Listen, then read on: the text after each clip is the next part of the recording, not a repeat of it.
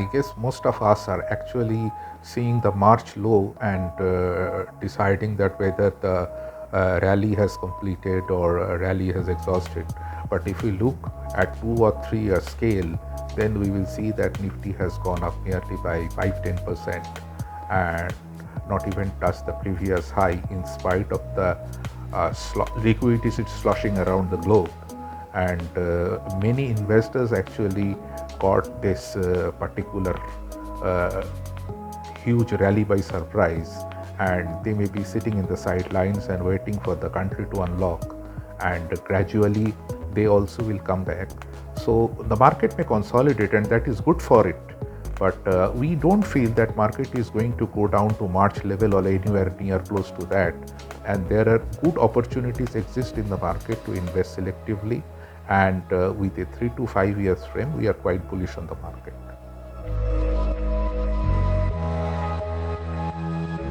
I do believe that the market has kind of topped out for the following reasons. This rally was driven by the liquidity deluge that came in, driven by the actions of Fed, followed by ECB, Bank of Japan, and Bank of England. And further stimuluses are not coming, and that in turn is taking away this liquidity deluge. In the last few days, the Nasdaq rally has come to an abrupt halt, and because people have started questioning the huge valuations being given to some of the tech stocks like Tesla.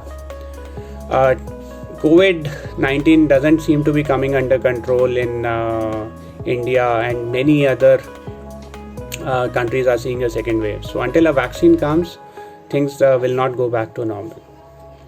The huge degrowth in Indian GDP for Q1 came as a shocker, and that has driven many rating agencies to project double-digit degrowth in the Indian economy for this year.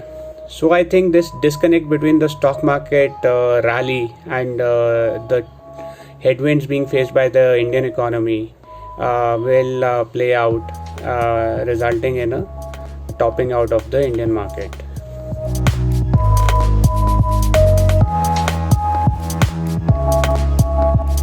Firstly, I think it's very difficult to look at short-term market gyrations. I mean, in the next week, next month, anything could happen in the market. So it's, I don't believe in trying to look at very, very short terms for, predicting where the market could go.